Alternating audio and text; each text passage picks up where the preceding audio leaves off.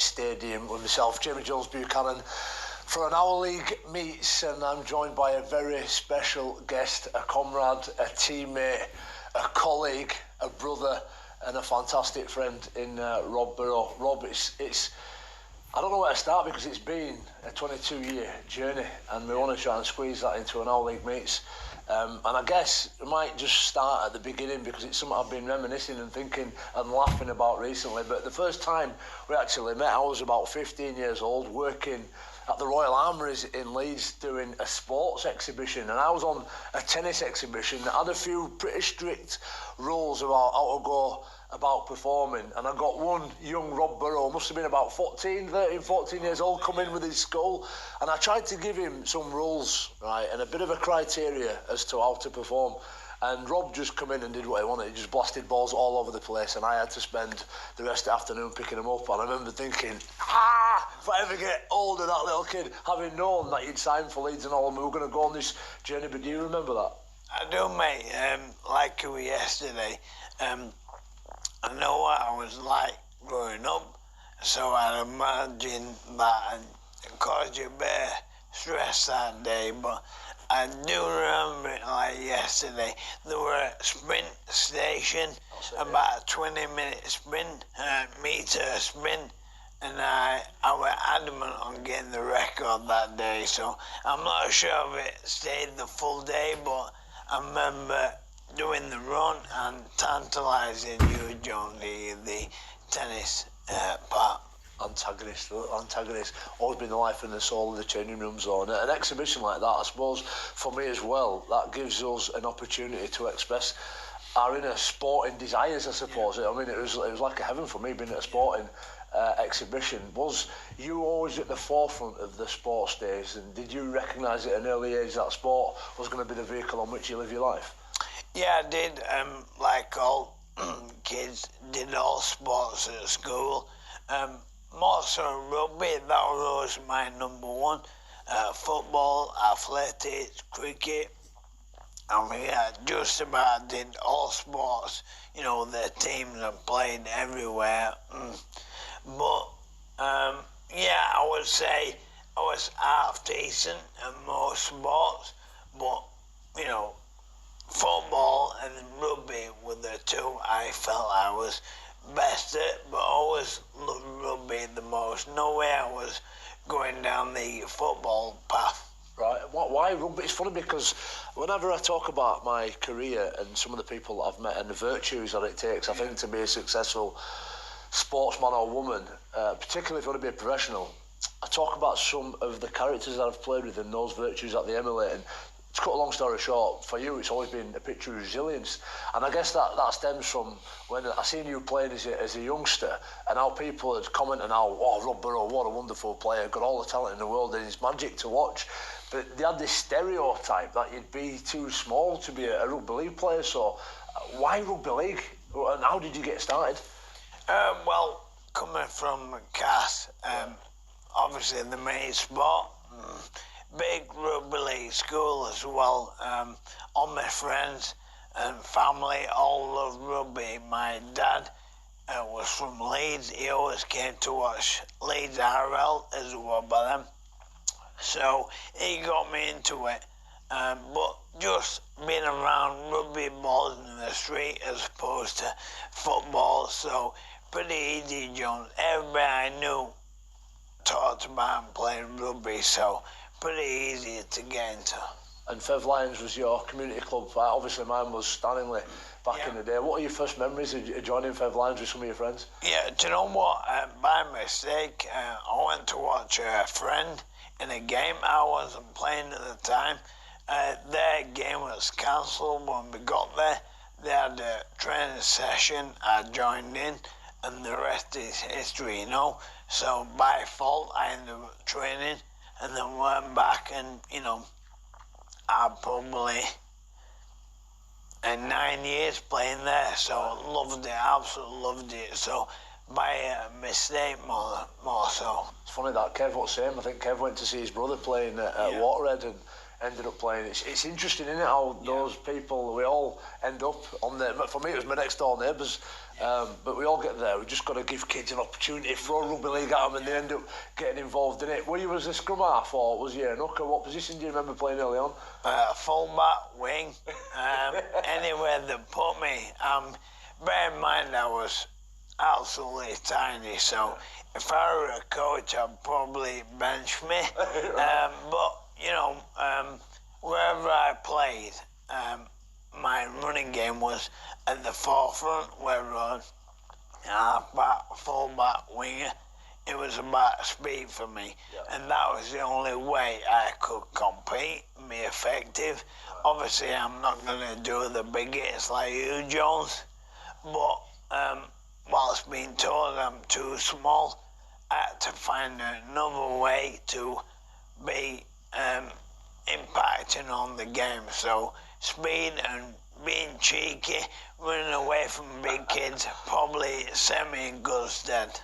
Mate, I remember once speaking at a college and talking about rugby league being the most diverse game in the world. There might be others out there, but I'm pretty biased. And I had a picture of you as an example of somebody who's really small. And then I had a Sam Cassiano, who's probably literally more than twice your physical mass. And just try to build a picture that rugby league's there for anybody, whatever strength or ability can bring it to our great game. So as you started getting a little bit older then, I imagine you're approaching your teens. Did you ever have any aspirations to play professionally? You talked about growing up in Cass. Did you ever want to play for Cass? Did you play for Leeds? What was it? No, John, from 7 I came here and my dad bought me a season ticket. So all my life, right throughout childhood, I supported Leeds, and as far back as I can remember, I want to play for Leeds. So I'm one of them people, I want to play for Leeds. No thought of what happens if you don't play for Leeds. And bear in mind, I'm probably 4'6" by now, so I'm adamant I want to play for Leeds. And what I should tell kids now, make sure you do well at school or something to fall back on, which is massive. And obviously I tell my kids that now, but all along, all I wanted to do was play rugby. I did all right at school, passed about 8 GCSEs, so, I could have gone to college and that, but I was so tunnel visioned on being a rugby player that I had no thought for anything else. So if after the academy I didn't kick on and I'm about to get a job and I had no idea what I got a job in, so luckily it paid off, yeah. By good graces. Who were some of your heroes? I know, funny because I was a bit of a pirate, not a parrot that some people have misinterpreted me as saying. A pirate in that I used to try and pinch. Yeah. So I wanted to be faster and run with you. If I wanted to be stronger, you'd lift weights with Kylie. Okay. And Magsy passing the ball, Kev being methodical. But who were your inspirations growing up? I know I wanted to inherit Adrian Morley's shirt, which I finally did as a teenager. But who were your heroes? As a kid, Gary Schofield. Right. I mean, you always choose the best player on the pitch when you're growing up. So I love Scoey, absolutely idolised him. Bought New Balance boots like him with a floppy tongue and all that. Yeah. So early on, Scoey, and then in my teens, probably Yeston Harris. Right. Absolutely idolised him. Never thought a player could stand out and, impact a team so much like he did. Yeah. He often, like the way, meaning to miss him, he made it that easy. He broke through. So, probably later in my career, I want to be like him. And I'm happy to say that my start of my career, was involving a few games being there after we Yeston, so already a dream sort of made then. Made me laugh. He was untouchable in about that. He was one of the best players in the world by a long way. Scully, I used to wear my socks around my ankles because me too, mate, yeah. Until I met my girlfriend, who's now my wife, she said, "What are you doing? Police socks up?" Yeah. In more ways than one. But just moving then towards your debut, obviously had a successful time as an academy player, and you start to get some inklings that you might get your first Leeds Rhino shirt. How did it make you feel? Unbelievable, nervous. Don't get me wrong. Whilst I wanted to do it, I absolutely count myself when I was told I was playing Boxing Day first and foremost. I was against Adam Hughes, tall centre, so I'm thinking, what do with it? Bite his ankles and get around his legs because he's tall. So that was physically.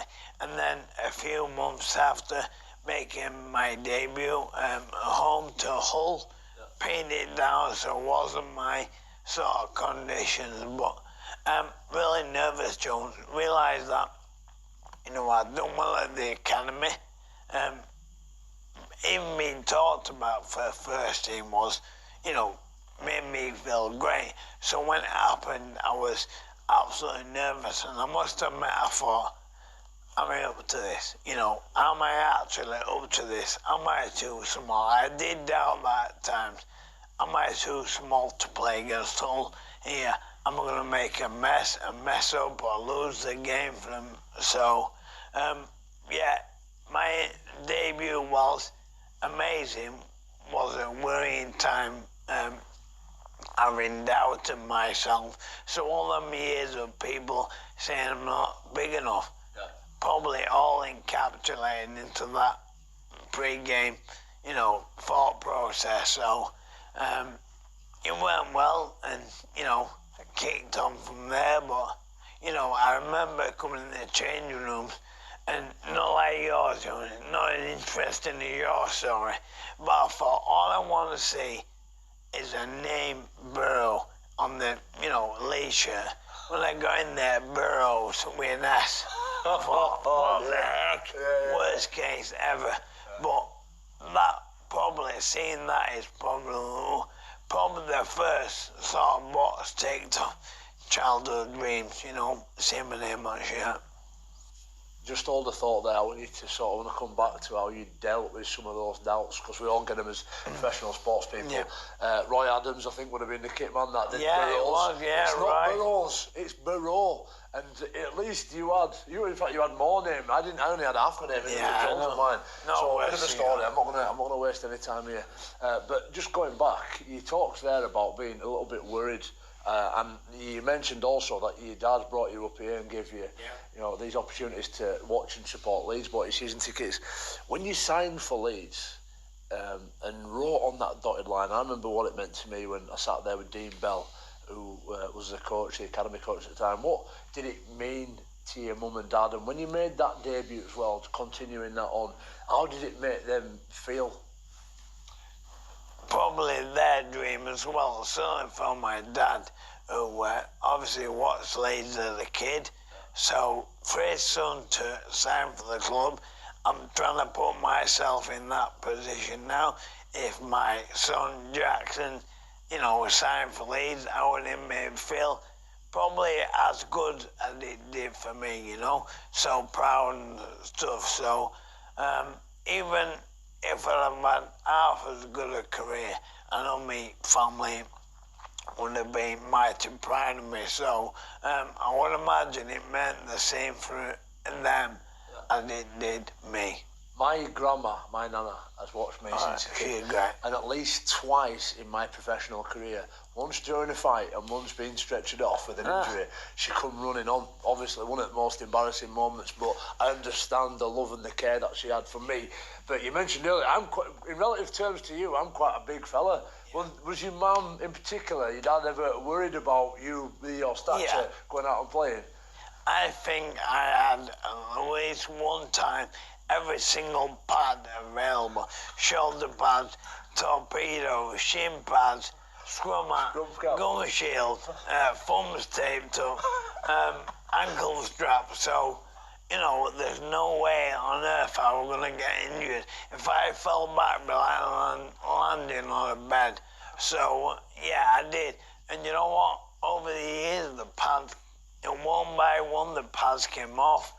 All the time they come back on the scrum out when I had, stitches. But over time, I only wore a gum shield, so I felt lighter. I thought these are heavier than me, so when it was wet, I was heavy. So I thought I'll strip them off. So I did, and they did. No doubt, I've been saying now, my kid, you want to wrap them in cotton wool, don't you? Yeah, for sure. But, you know, you got to be tough, haven't you? And also at the same time, they don't want me to be what they call, you know, a little bit of tough sport, and if you're not tough enough, you don't play it, and that's the way they thought about it. I remember Rob had more upholstery on him in padding than a DFS sale. You look like you've been sold, mate, in a big furniture sale. But it peels off. I remember back end of my career, I don't even think I wore a gum shield, but I would advise everybody, all you kids out there, to wear a gum shield. Mate, I remember watching just a few weeks ago that try I think he scored at Wilderspool. From a scrum in that red, is that maroon kit? Maroon kit, yeah. Was that the first try he scored for Leeds? It was, yeah. The second game, the first try, yeah. They are 10 metres away from the line. Burrow has got the possession. Burrow still. Burrow! Oh, fabulous! This kid is all talent. 18 years of age. And he skirted round them, teased them, tantalised them, and scored a great try. I remember like yesterday, Yestin came up to me, so one of the times I played with Yestin, and he said, just scoot across, I'll come under you. And that's what I did, and the rest is history. My game was basically based on off the cuff, instinctive, autopilot. I didn't know what I was doing, so they certainly didn't. And players, John, you'll vouch for that, often didn't know where to run. Come on to me, a line. So that was my career in a nutshell. So he told me to do that, and basically that's kind of a path for my career. Off the cuff, play instinctively. I think one of the reasons why you're a cult hero, not just for Leeds fans, but rugby league fans as well, is because you are that different. You bring about something and showcasing ability that people, as you mentioned, doubted in the past, but actually created a Rob Burrow that became world class. Now you are a coach now. How much do you try and encourage the young kids to be more intuitive than structured? There's a lot of coaches out there very tactical about what they want to do, and it almost becomes sanitary. But I think sometimes the best players are the ones who are just intuitive about what's in front of them. Yeah, I agree, Jonathan. Whilst you have to have them modern, and that's the way the game is, numbers and all that stuff, very robotic, but you've got to promote self-mastery.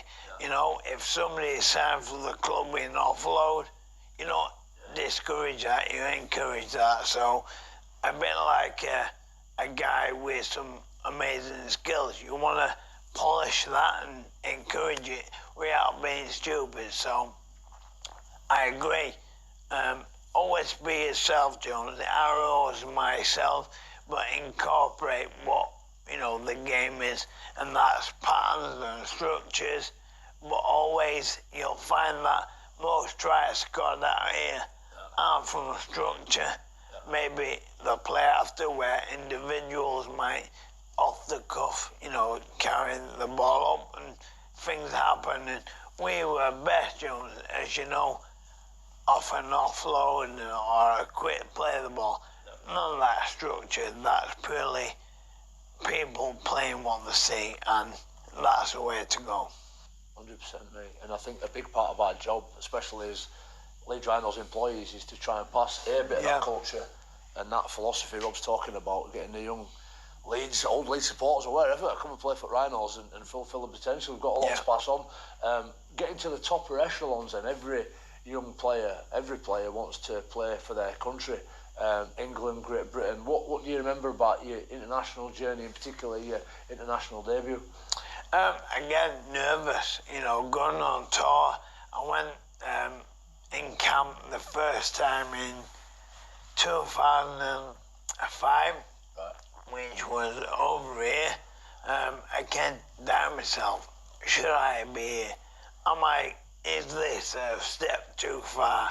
You know, New Zealand, all 6 foot, 100 kilogram plus.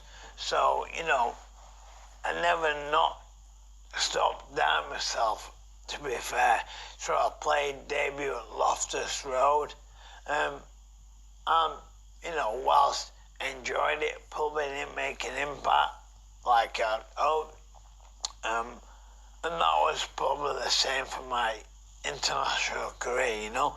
Never thought I was as good as I could have been for, you know, a number of reasons, but I love my career, and it went on tour in 2006, I believe. Australia, again, didn't play, but loved the experience, loved the way the international player gets treated, what's available to them, absolutely every reason to succeed. So I love my, you know, international career. Changed from when I started to when it ended. You know, the sports science and all that came in, but loved it, mate. Absolutely loved being in camp. Loved mixing with opposition who, you know, you try and tear their head off 1 week, next week you're their teammate. So loved you know, every minute of my experience.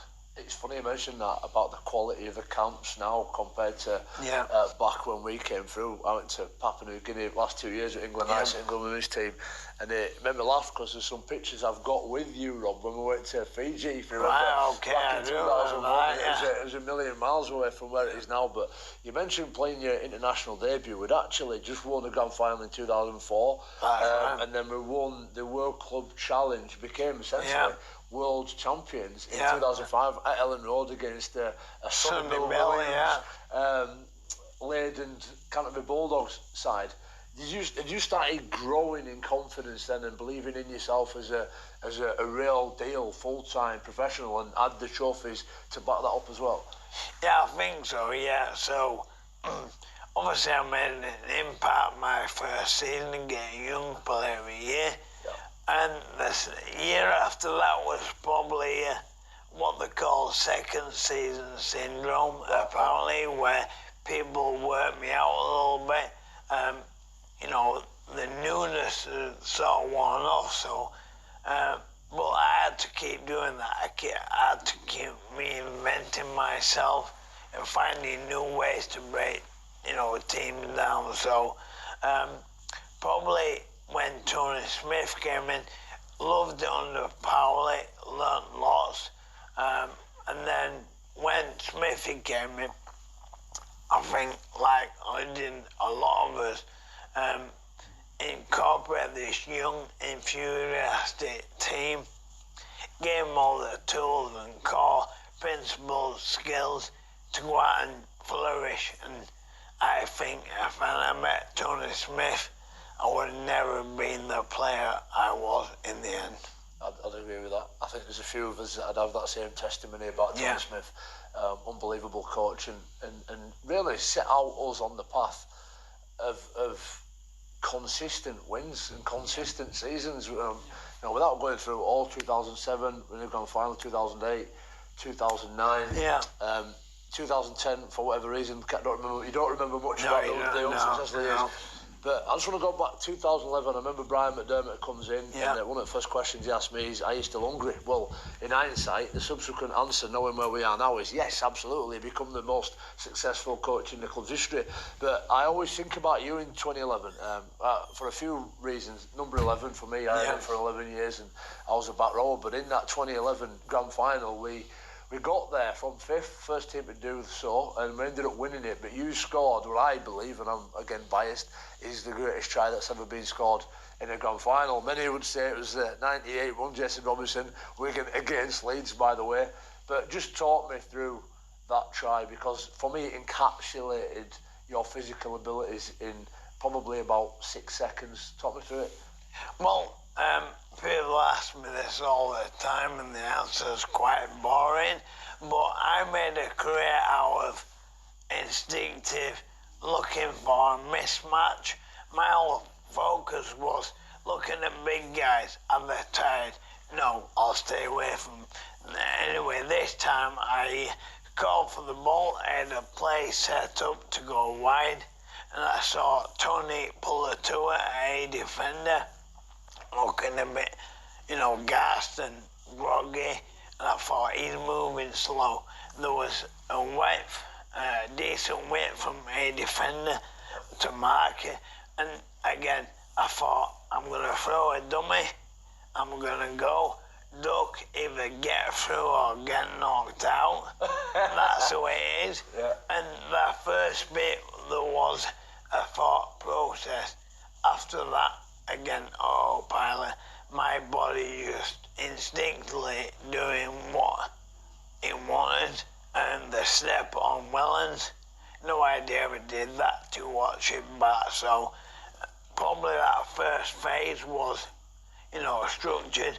The rest of it was completely off the cuff. Only when I watch it back after that duck, I don't know what I did. So, like I say, John, if people remember me as a player, it was probably my career in 6 seconds, as you say, off the cuff, small, playing to his strengths, I wasn't going to ever be what you are, Jones, but I could still impact the game through me being me, and I think that try was me being me. Oh, he's got under the Burrow, and he's outstripped Wellens.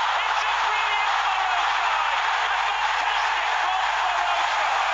Burrow try. One of my favourite replays of my career, not just because of what Rob does, but actually because of the players that come steaming in after. The quicker ones are in first, Danny McGuire's on it, and I'm on, and then Kev's on, and there's a big picture at Cafe Bar. It was unbelievable, and then we're getting towards our zenith, I guess, in terms of our prime as a group of players, golden decade, golden generation, heading towards 2015. We won our first Challenge Cup. That was always an union, wasn't it? It took 10, 15 years. College Rhinos to win after 99. What did it mean to you to get that first elusive Challenge Cup? Well, you start believing impressed, don't you? Yeah. Is it not meant to be, and can we do it? And I must admit, at first you think, a lot of rubbish, it's just a game, but when you lose it, the amount of times we did, you start to think, you'll agree with this, Jones, is it meant to be? Are we not meant to win this? As successful as we were, are we not meant to have this trophy? So when we, beat Cass, I think the first emotion was relief. Although we're really excited and happy, when that whistle went, we all looked at each other and I thought, we've done it finally. And I think that probably that moment stands out as much as any in the relief of finally getting that hoodoo off our backs and being able to enjoy a win in the cup final. So relief, wonderful emotion and joy, Jonesy. You'll know yourself. What I say, you'll probably totally agree with. We've been on that journey from day one, Jones. So, imagine what I think is similar to what you think about. For sure, it's a big lesson in delayed gratification, having to wait for it. Success in the final defeats, never fatalists, having courage to continue. It's a big Winston Churchill quote that always sticks out. And the fact that we were relieved, mate, I think was evident in the fact that we got beat in every single game the rest of the season. But it was another game, didn't it? Yeah, it was like, melted back into our chairs. But it took us that long to win it, and then we went and did 2 in a row. Now, for me, adversity came in 2015, tore my quad off my knee in the semi-final, so I didn't play in any of the treble. But talk to me about the club's most important year or most successful year at the time, and it's 120-year history. Getting that treble, it's Kev Sinfield's, Kyler Uluwai and Jamie Peacock's final season. When did you start to think to yourself, this could be pretty special this year? You know what, John? It really makes you, like I say, one of his troops who were injured and with so much investment that you feel it as much as you do. So whilst it worked great for you, I think the lads kind of made it a part of their deal to do it for a fallen soldier. So, I think that impacted the team massively. It certainly did me, I know for sure. So, I'm not sure you ever believe you're going to do it. You kind of knock the first one off, which is a Challenge Cup in emphatic style, really competitive win. And then, for me personally, I don't really think about the treble. The next one is the league, and then obviously the helicopter going to Wigan and coming back created loads of drama, and the way that probably last play when Danny did the chip, the ball bouncing up into his hands and him going, and when he put it down, I weren't sure it were a try. I'm sure, even Stan felt the same. Looks like it's heading for a draw. Maguire down the line. Go on.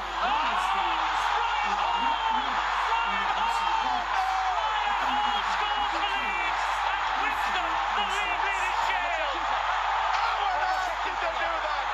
When it went up, brilliant. And I think it's then I thought, wow, you probably look at the photo of the shield, and I'm not that animated. I'm still kind of, well, let's not get carried away. I know teams have had the champagne and lifted it, but I think we on that pitch were quite cool, or not as emotional as other teams would, because I think then everybody were aware that, listen, job is not finished yet. We've got one more game. If we'd have got the double, it'd have been a great year. But all those lads knew, it's not done yet. And obviously, the final, last game for JP, Kevin, Kylie, mixing you being injured, Jones, all the ingredients were there to win. And it was to and fro for large parts, but, we found enough, and I think emotion and the will to want to win for numerous reasons, was on top of that day. So when we did it, probably, again, relief, not been done for a while, and joy. Probably out of all the grand finals, that was the best feeling when the whistle went. We had done the treble. It's so hard to do, Jones.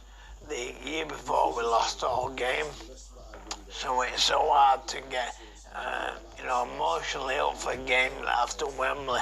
So the fact that we did that and won 2 more trophies were a testament to the team and the spirit. You're absolutely right, mate. And sometimes, with the purpose of wanting to recreate that spirit for the next generation, you ask yourself, how was it built? How was it created? And I did a similar interview with Danny Maguire, walked around the park with him, and we went on the hills there that we used to run up, and every orifice used to leak when we did it. In fact, we do round the park hills. We used to drive home shaky leg, didn't we? Remember that? You had an MR. I do. And Rob was driving up the hill, and when we all drove past him, he'd spun off the road, and his car was lying sideways up against the tree. Just what do you remember about that? Tell me that little story. Well, yeah, you're right, Jones. Definitely shaky. So, when you're done it, you're shaking. It's a feeling like no other. You got to do the hill runs to feel that way. So, straight away, freezing, getting car, drive up the hill, and it was frosty this morning. Now, I weren't speeding, but I was probably doing 35 in the 30, so probably were. Send it straight to and because the car was so light, it just skidded, and so when around the corner, it kept going. One air curb flipped over and into a tree. I had to get out by pushing the door up top. Now, you don't realise that where the door is when it's on its side. I'm like trying to get out. Next minute there's Dave Ferner, I think Kev. I'm not sure if you were there. They got, you're right, Rob. And I had this big cut on my nose, right? And Barry Matt were there, and he got a piece of tree bark. He said, "Is this the scab off your nose?" So I had this big cut here and this big bit of tree, which you come off and put on my nose. But yeah, really, obviously a weird moment, but I certainly concentrate on driving more after that. Well, it's one of those, I think, that just one of millions of examples I could have used of experiences that we've had together. Yeah. The tough one on the hill, galvanised by some crazy, weird experience. Yeah. And I just wanted to ask you, you mentioned 2015, and Ryan Hall gets accredited for being the guy who scored the try in that Aguero moment, but I wind it back because there's only Magsy who would come up with that chip over the top in that moment, sneaking down the short side like he does. He was your half-back partner for a lot of years and somebody who did a heck of a lot of work with. Just give me a few thoughts on Danny Maguire as a person and as a player. Well, as a person, top lad, you know, honest and integral lad, a lad that do anything for you.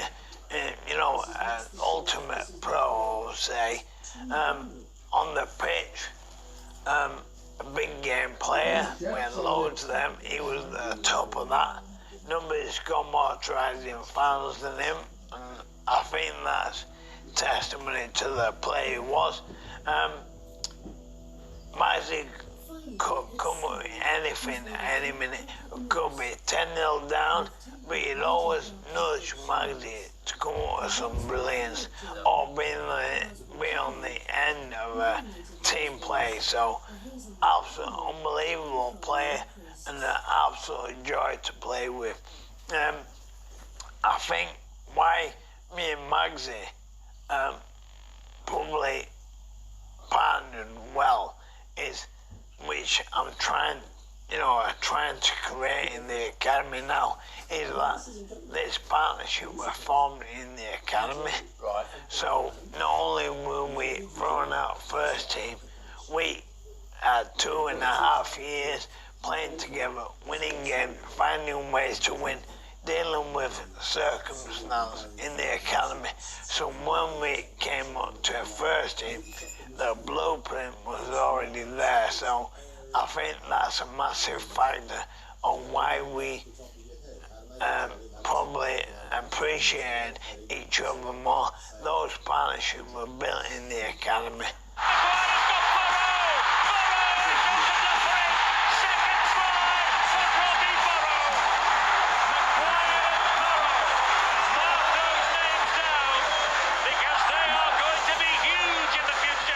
There's a few more as well. We went on, obviously, won the treble, as you mentioned, and you had one more grand final to play in. But before we get to that, Harry Sunderland trophies, you're the first person to win 2. So when you're playing in big games and you get that man of the match in the last game of the season with another grand final winners ring, yes! Fortunate to have 8 under my bed, played in 7 obviously. How did it feel to get that trophy in the man of the match in the biggest game of the year?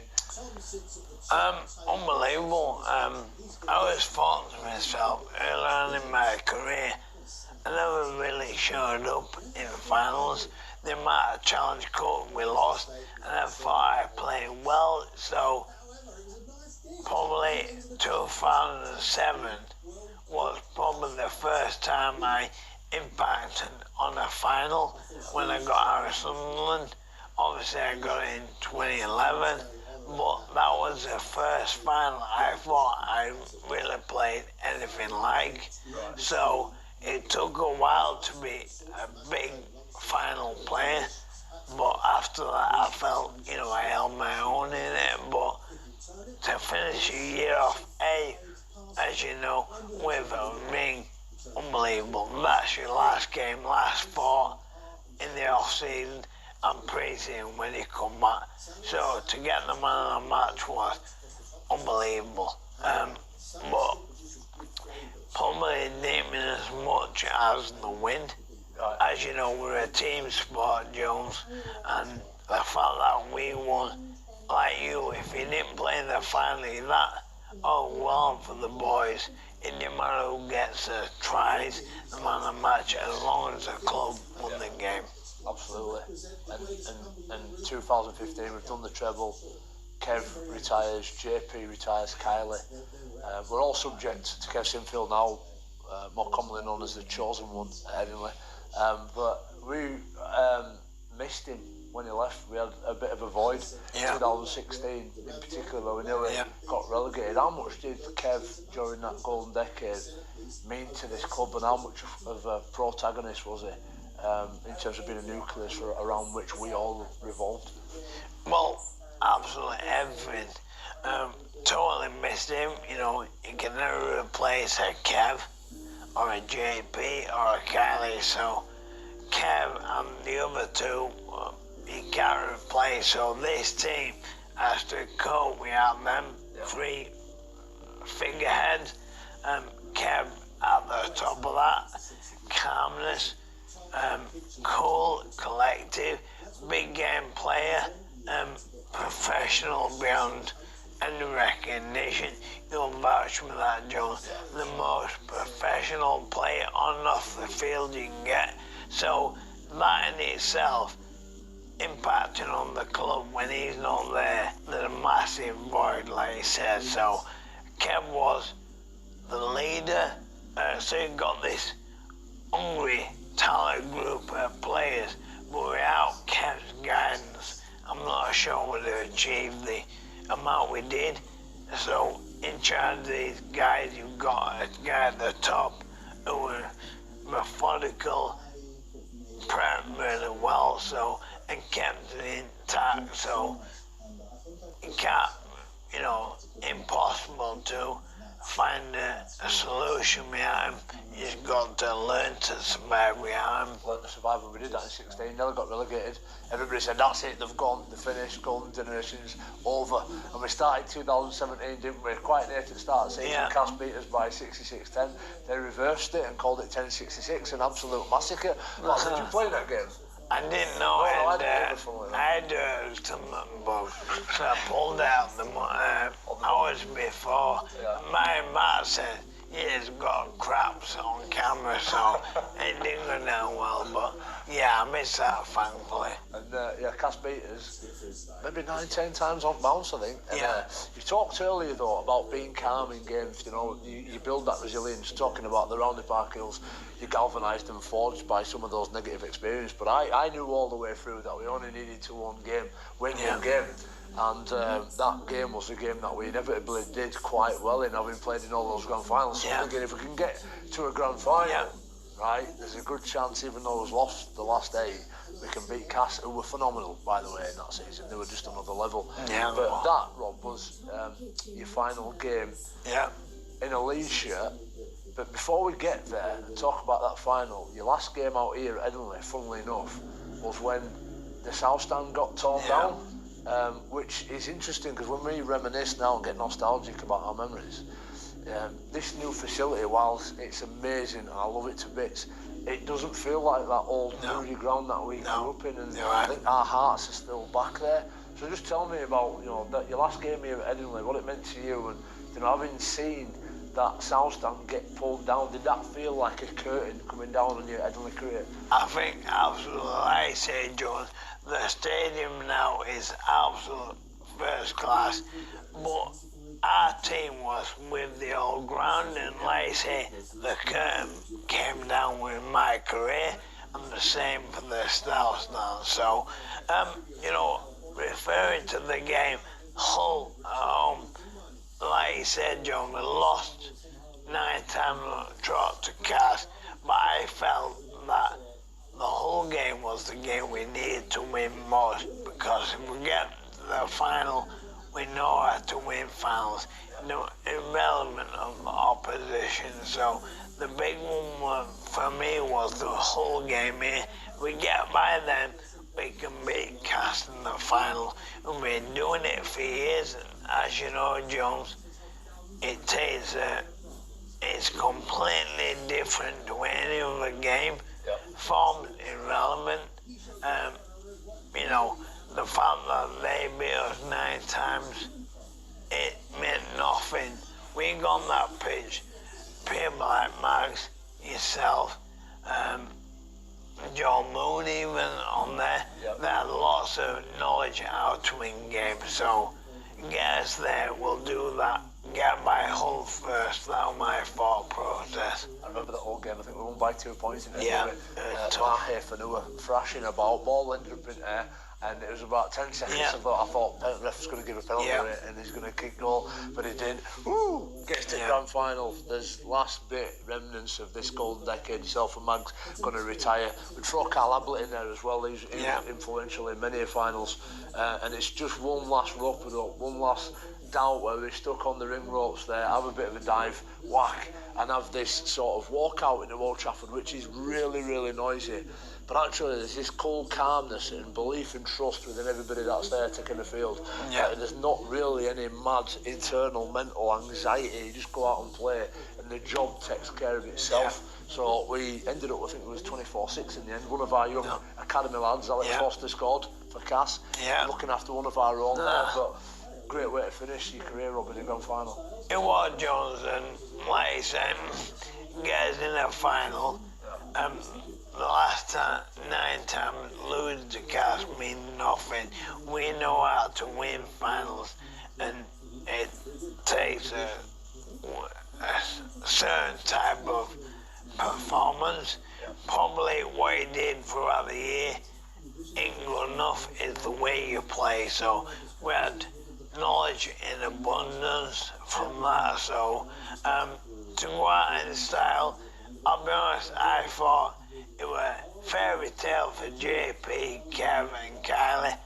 Surely it won't happen for me and Mags. So that was, again, maybe a not negative, but playing on my mind. But the way it ended was, you know, a fairy tale again. I like Disney Jones, as you know.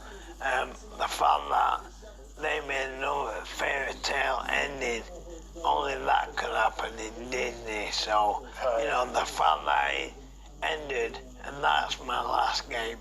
So, no matter what happened to me in my life after that, my last game in rugby was a grand final win.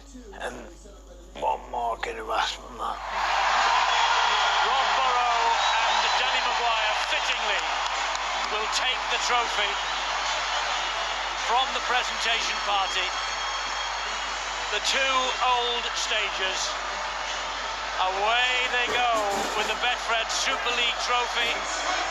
They'll get into the floodlights, into the spotlight, and they will lift the trophy because the Rhinos are the Super League champions again in 2017. Mate, you make some emotional points there, mate. And I was talking about one more game that we did play quite recently. But before we do that, mate, I just wanted to go back to when I asked you to hold that point about how you dealt with self-doubt, how adversity, when you were thrown challenges in life that would ordinarily break most people down and send them running for the hills. How did Rob Burrow overcome them and deal with some of those challenges?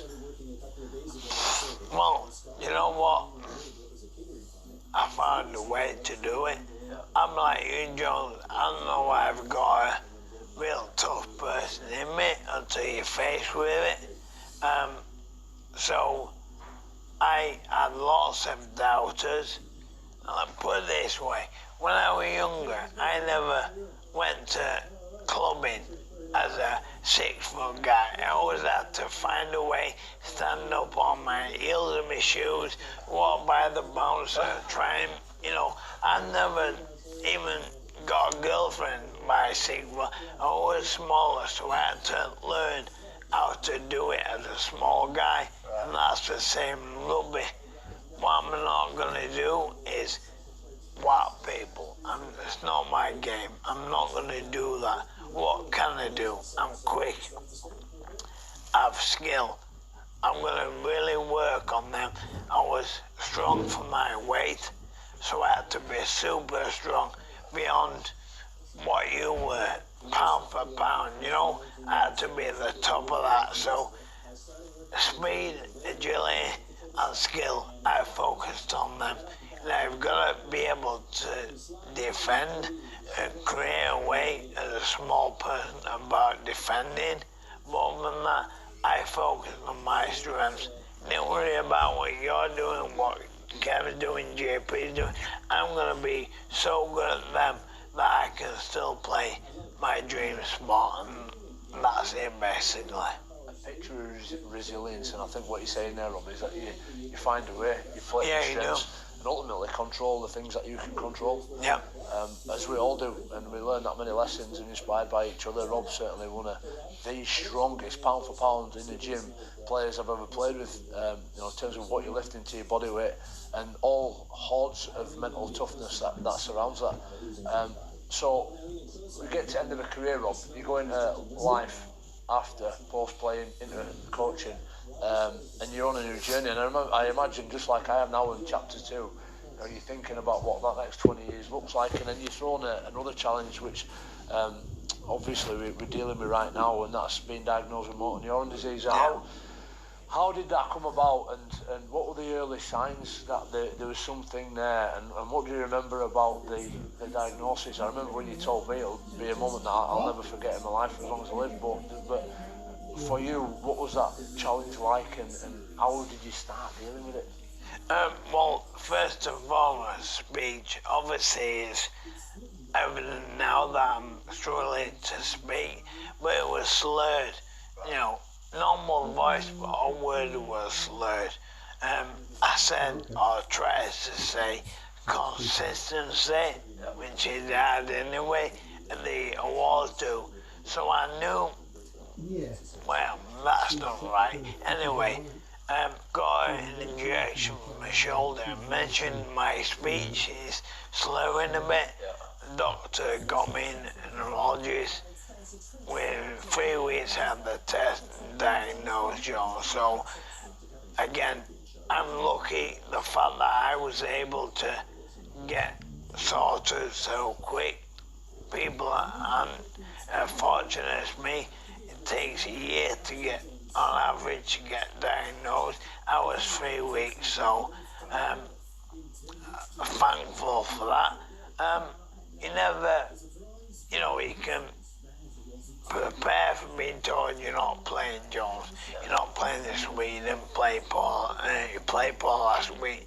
You never prepare for being told you're gonna get diagnosed with something where there's no cure. And the diagnosis was really vague.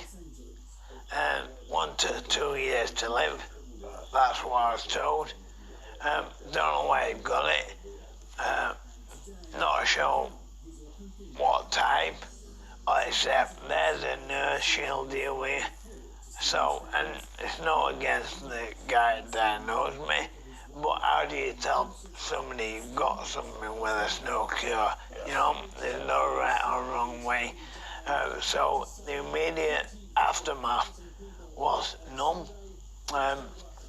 I think about it in my head now, and I quickly get rid of it, because I moved on, and like you say, I've dealt with it, just like you deal with loss, or, you know, adversity in your career. I'm completely shifted that negativity. A tough couple of weeks, the announcement, telling family members, but now, John, it's like, done. Before you asked, I was talking rugby, and whilst the voice is always here, you forget I've got it. And at the moment, I feel great. Not quite sure I can beat you on bleep test, but I feel good, Joe. So